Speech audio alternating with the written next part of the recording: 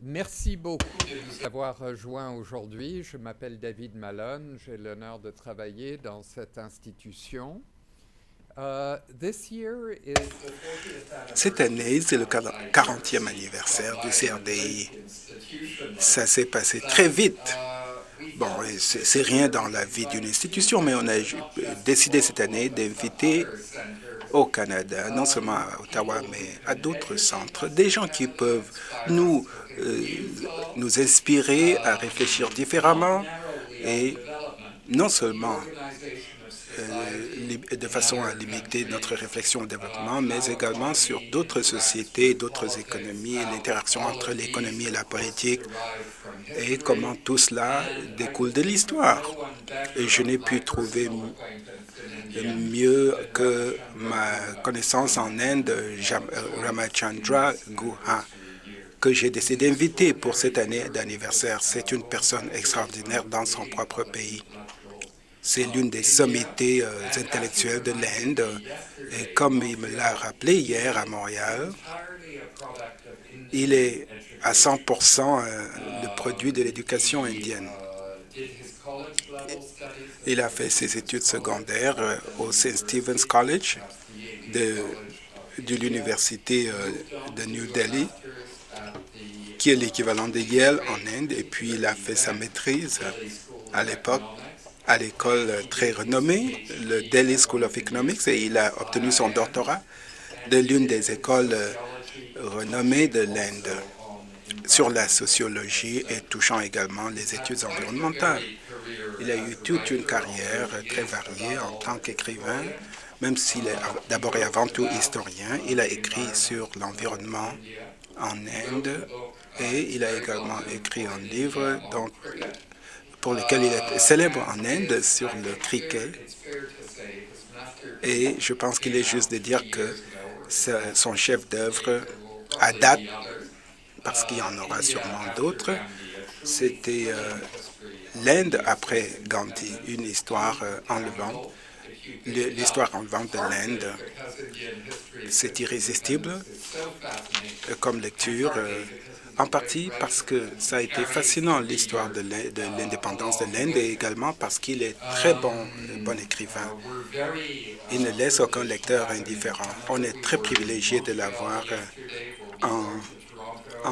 au Canada. On était à Montréal hier et on ira à Toronto et puis on sera à Vancouver la semaine prochaine. Ram, merci beaucoup d'être là. Ram souffre un peu d'une laryngite, on verra. Et je sais que vous lui pardonnerez cela s'il fallait arrêter sa présentation un peu plus tôt qu'on l'aurait souhaité, mais tout cela, ce serait pour sauver sa voix pour d'autres engagements. Alors, Ram, vous avez le micro. Thank you, David, and thank you all for coming here. Merci beaucoup à vous tous d'être là. La laryngite, ça s'appelle aussi le syndrome de l'excès de la bêtise. When I was working on the book David mentioned, India After Gandhi, lorsque je faisais la recherche sur le livre que David a mentionné, qui s'intitulait « L'Inde après Gandhi », j'ai découvert au cours de ma recherche que depuis la création de l'État indépendant de l'Inde en août 1947 jusqu'au début des années 90, cette expérience avec la démocratie, l'État-nation avait été donc... beaucoup de gens ne lui donnaient pas longue vie. On trouvait que l'Inde s'était trop diversifiée pour devenir un pays, que ça se balkaniserait, et on disait que c'était trop pauvre, que c'était trop rempli d'illettrés pour être une démocratie, que les militaires allaient prendre le pouvoir. On avait prévu que l'Inde ne pouvait pas se nourrir et qu'on assisterait à une famine et qu'il y aurait beaucoup de morts à cause de cela. Et donc là, j'ai compris que la survie de l'Inde tient du miracle. Et et que ces peurs étaient justifiées parce que jamais un pays si diversifié en termes de religion et de langue a été constitué en un seul pays. Et jamais auparavant a-t-on vu un pays où la majorité des résidents ne pouvaient ni lire ni écrire devenir un pays indépendant. Et vers la fin de la recherche, le livre a pris longtemps à écrire, l'Inde étant un grand pays, avec une histoire très compliquée. Pendant plusieurs années, le livre voyageait dans mon ordinateur avec entre 5 noms. Et l'éditeur a été très indulgent parce que j'ai raté beaucoup de dates de publication. Mais vers la fin, j'ai découvert que dans la presse, on disait différentes choses maintenant à propos de l'Inde. Ma recherche indiquait qu'au cours de notre histoire, comme pays indépendant, on nous disait qu'on n'allait pas survivre. Mais lorsque je terminais le livre entre 2005 et 2006, la presse occidentale nous disait qu'on est maintenant la nouvelle étoile de l'avenir. Alors, mon propos d'aujourd'hui essaiera donc d'expliquer cette contradiction. L'autre raison pour laquelle on a prédit que l'Inde n'allait pas survivre, c'était justement à cause de l'expérience outrée que représentait cette indépendance. Et la raison pour laquelle on qualifie maintenant l'Inde comme puissance de l'avenir, c'est dû à deux choses. D'abord, grâce à son succès, dû à son unité, et c'est également grâce au fait que l'Inde organise des élections régulièrement. Chaque élection étant la plus grande au monde en démocratie parce qu'on est tellement nombreux.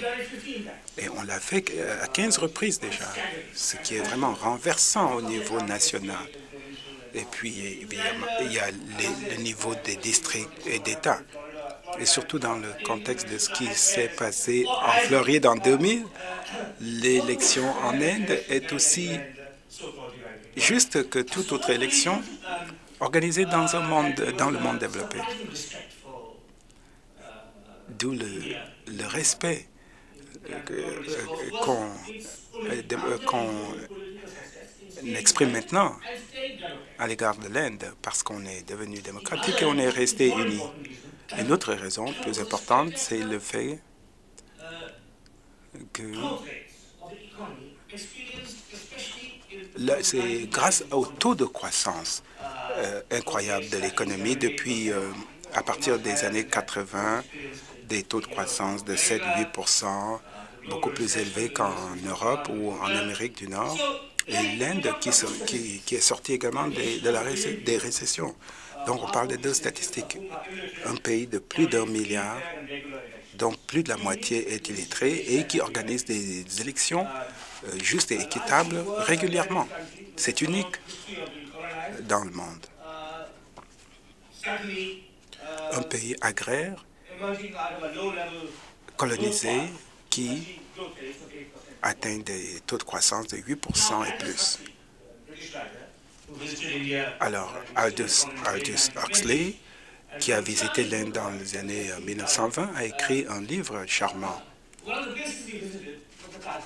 Il a visité le Taj Mahal et il a dit, à propos du Taj Mahal, que je vois du marbre qui cache beaucoup de péchés. Et ces deux figures, 15 élections générales pour 1 milliard d'âmes, une décennie et demie de taux de croissance de plus de 8%, ça cache beaucoup de disparités. Et c'est de cela que je vais vous parler aujourd'hui. Les lignes de faille très profondes dans la société indienne, qui des fois sont invisibles même pour les Indiens.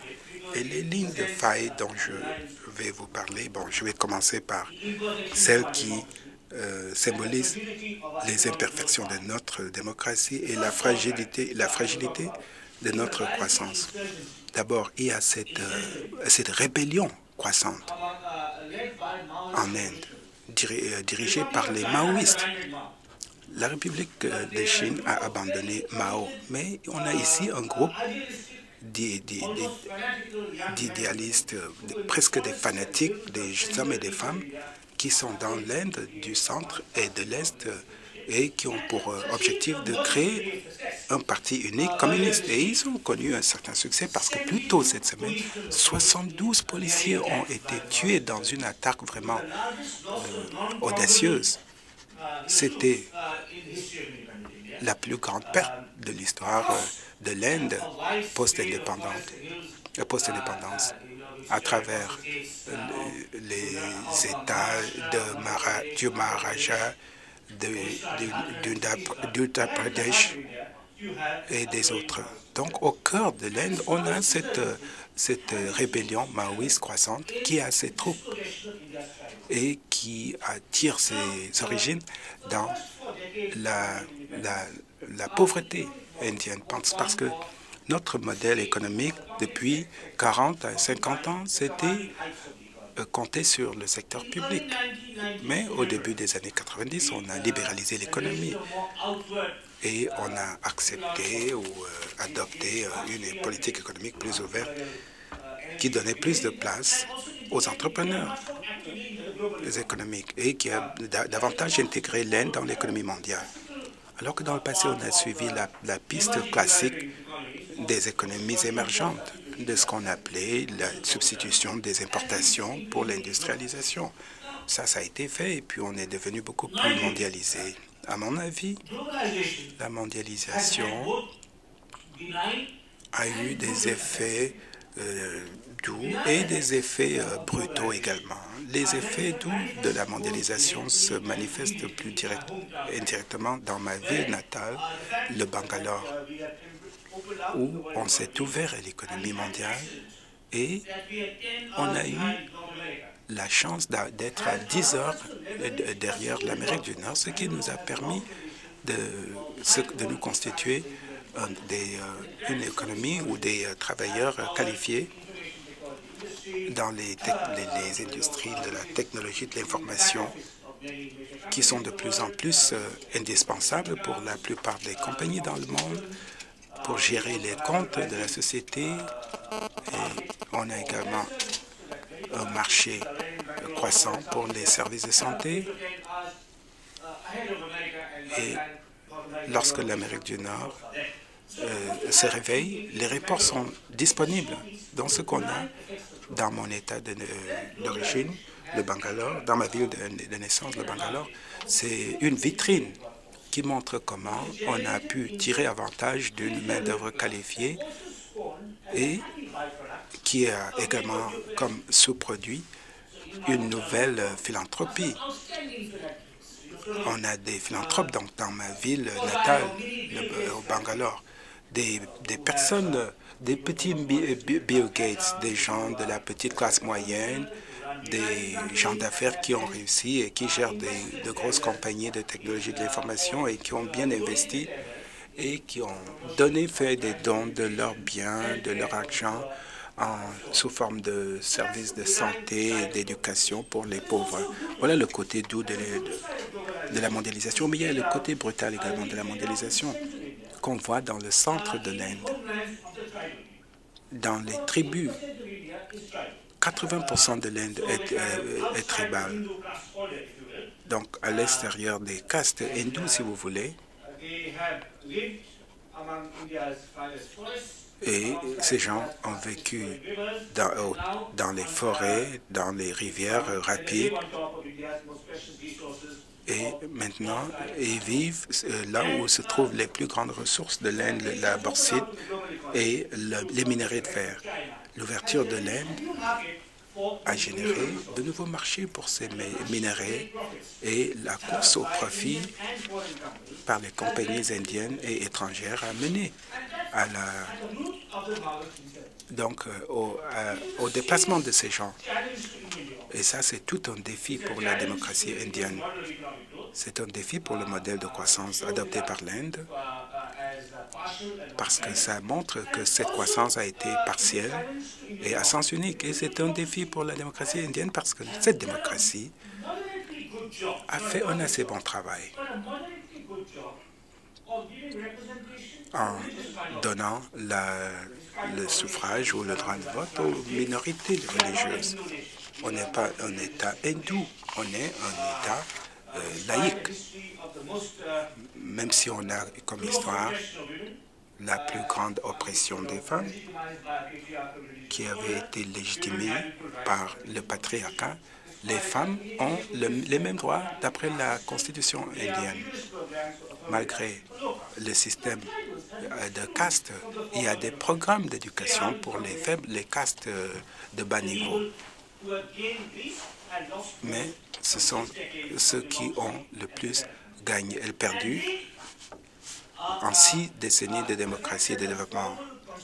Le fait que le système démocratique formel n'ait pas donné aux gens des tribus une voix égale et le fait que le développement économique ait donc défavorisé ces tribus, ça les a poussés dans les bras des maoïstes, dans le programme politique dont je ne partage pas le programme politique, même si je comprends leur succès.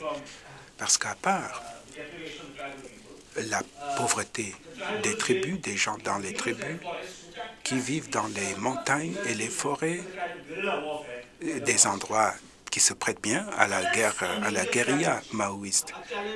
C'est tout un défi mal apprécié, même en Inde. Moi, je vis au Bangalore, qui est la vitrine économique de l'Inde moderne. Et mon ami David Malone a été donc nommé comme haut commissaire du Canada à Delhi, qui est vraiment la vitrine de l'Inde moderne. Et lorsque vous prenez l'avion de Delhi à Bangalore et aller-retour de la capitale de la démocratie robuste et prospère vers la vitrine de la montée économique, de la montée en puissance de l'économie indienne à 35 000 pieds, on ne peut pas voir cette guerre civile entre les rebelles maoïstes et la police indienne. Et les résidents des tribus sont pris dans le feu croisé. Voilà l'un des défis que connaît l'Inde moderne, le système politique et économique de l'Inde moderne. C'est un défi posé par la gauche, mais il y a un défi simultané de la droite. Le défi de la droite, c'est celui de l'intégrisme religieux. L'Inde a été créée en 1947, comme je l'ai dit, comme pays laïque. Mais l'Inde a été divisée au début entre 2 nations, le Pakistan musulman et qui est devenu une république islamique. Et tant que le Pakistan existera, il y aura des provocations pour les intégristes hindous en Inde, pour les pousser à créer une sorte de Pakistan hindou, où les non-musulmans, comme les non-musulmans au Pakistan, n'ont pas les mêmes droits. Et on veut que les groupes de droite hindous créent en Inde également donc une situation où les hindous auraient plus de droits que les jains, les musulmans et les autres, et les chrétiens. Cela a été d'abord envisagé à la création de l'Inde, mais Nehru ne voulait pas de discrimination basée sur la religion. Mais au cours des ans et des décennies, la politique pluraliste et inclusive de Gandhi et de Nehru a été contestée, des fois avec quelques réussites. Entre 1998 et 2004, le gouvernement central en Inde était un gouvernement de droite, un gouvernement intégriste hindou.